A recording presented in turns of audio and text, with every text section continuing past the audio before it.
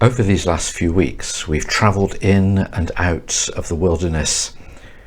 We've wandered and waited, and hopefully we've been restored and renewed along the way. Lent can be a time of contrasts. Perhaps for you, there were times when it's been a bit stormy, or maybe it was sunny and calm. Well, now we're in another time of contrasts, Holy Week. In this final film, we will use art, photographs, words, music and silence to guide us towards Easter. Now, while we know what happened on Palm Sunday and in the period from Thursday evening to Easter Day, the exact timings of what else took place in Holy Week has long been debated, but we'll consider two other events in this important period as well. This film is divided into parts. Some are quite short, some long, but each look at what happened on which particular day. Indeed, you may like to watch the film a day at a time. You'll see the timings for the start of each part on the screen. Some parts will have comments or suggestions to think about, others just Bible verses, which say it all really, and there will be silence. Times for you to press the pause button and reflect. You may also like to download a companion booklet to read all the related Bible passages for Holy Week and Easter as you go through these next few days. Holy Week, a week of contrasts, joy one moment, desolation the next, noisy crowds one day, silence another. So, let's begin. Let's go into the city.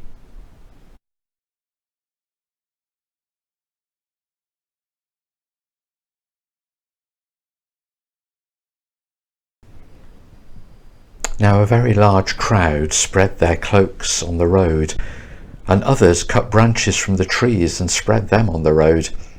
The crowds that went ahead of him and that followed were shouting, "Hosanna to the Son of David! Blessed is the one who comes in the name of the Lord! Hosanna in the highest heaven!" When he entered Jerusalem, the whole city was in turmoil, asking, "Who is this?" Imagine that you were in that crowd that first Palm Sunday in Jerusalem. It was a busy day in the city. Many were just going about their normal business and probably didn't even notice. What would have been your response to Jesus riding into the city on a donkey? Would you be one who spread your cloak on the road, paving the way, making the rough surface a smoother ride? There, just quietly doing your bit? Or would you be shouting and singing the praises of Jesus, waving palms, celebrating the arrival of the man you've heard so much about over these last 3 years? Or maybe you'd be asking questions, being one of those in the crowd saying, "Who is this?" You're puzzled, not sure what's going on.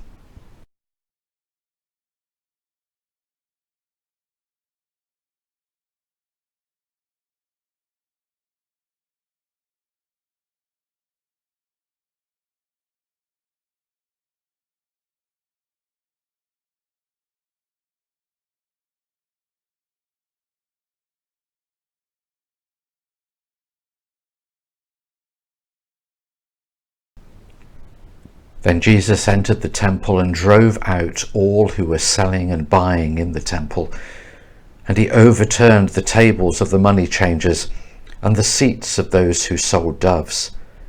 He said to them, "It is written, 'My house shall be called a house of prayer, but you are making it a den of robbers.'" In contrast to yesterday's celebrations, today we see a different side to Jesus. It wasn't the first time. He'd done the same at the beginning of his ministry.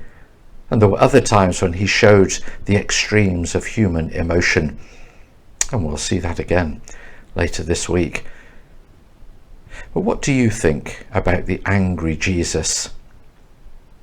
In what ways can you relate to his behaviour in your own life?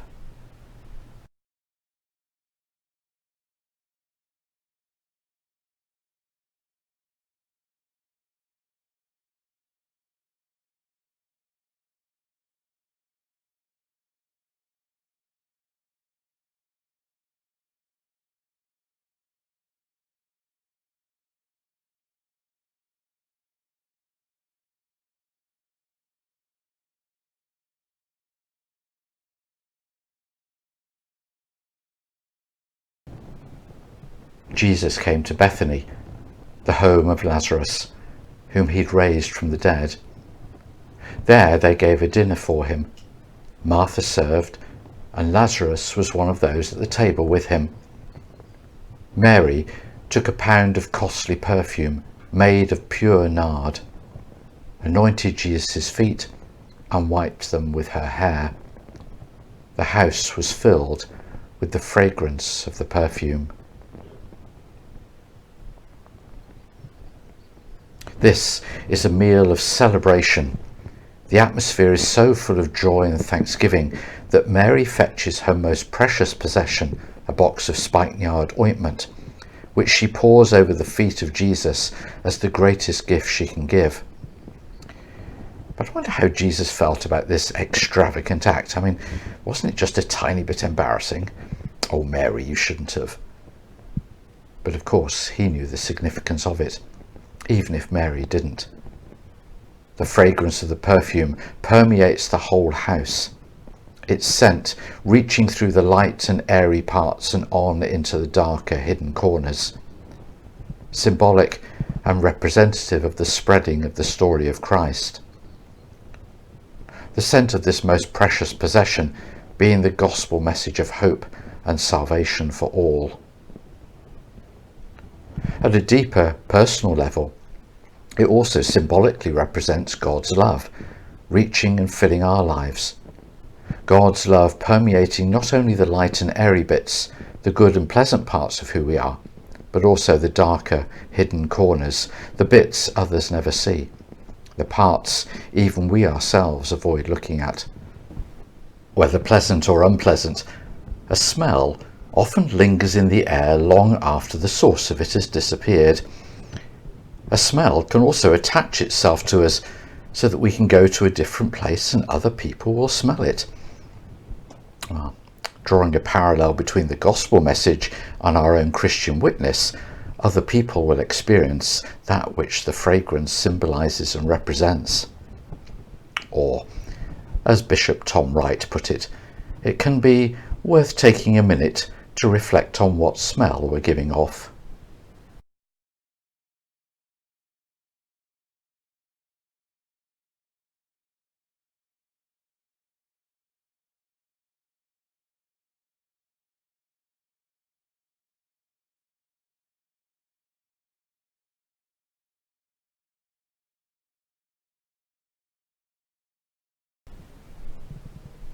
The Gospels give no real indication of what happened on the Wednesday of Holy Week, so it is traditionally held as a silent day.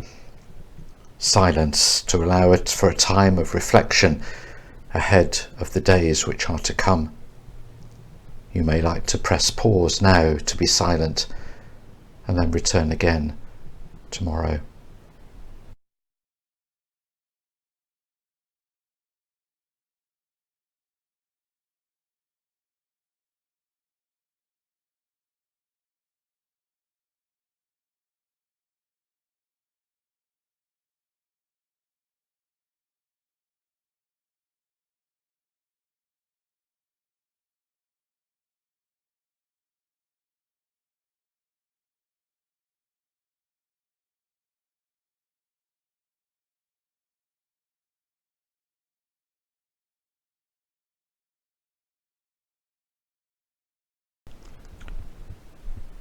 During supper, Jesus got up from the table, took off his outer robe, and tied a towel around himself.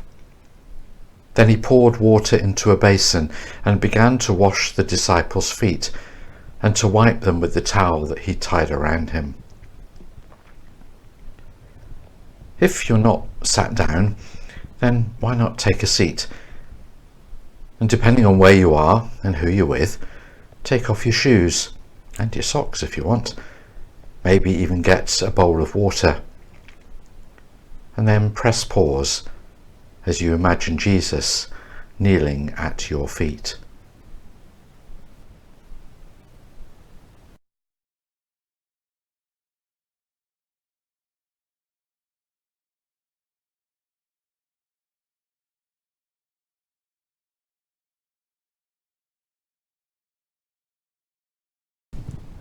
While they were eating, Jesus took a loaf of bread and blessing it, he broke it.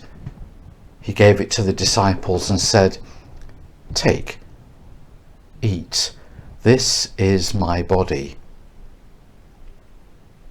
Then he took a cup, and after giving thanks he gave it to them, saying, "Drink from it, all of you, for this is my blood of the covenant, which is poured out for many for the forgiveness of sins."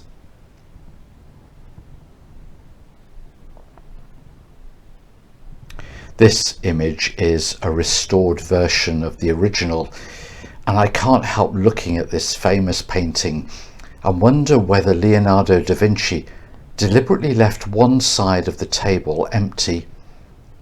There is no bench to sit on, but the invitation is surely there. Jesus' arms are outstretched. "Come here," he says. "Sit opposite me. This is my body given for you, my blood poured out for you."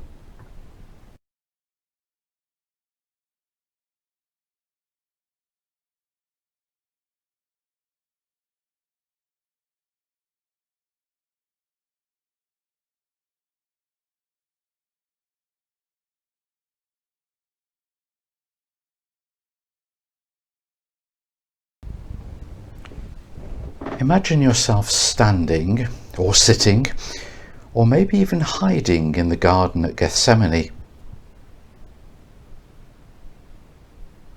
They went to a place called Gethsemane, and Jesus said to his disciples, "Sit here while I pray." He took with him Peter and James and John and began to be distressed and agitated. He said to them, "I am deeply grieved, even to death. Remain here and keep awake."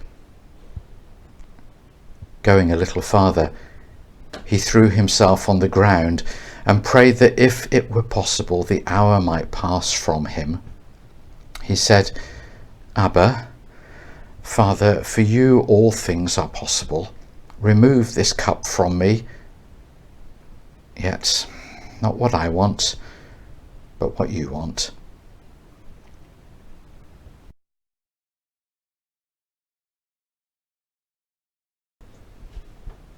He came to the disciples a third time and said to them, "Are you still sleeping and taking your rest? Enough! Get up, let us be going. See, my betrayer is at hand." While Jesus was still speaking, suddenly a crowd came, and the one called Judas, one of the 12, was leading them. He approached Jesus to kiss him, but Jesus said to him, "Judas, is it with a kiss that you are betraying the Son of Man?" Then they seized him and led him away.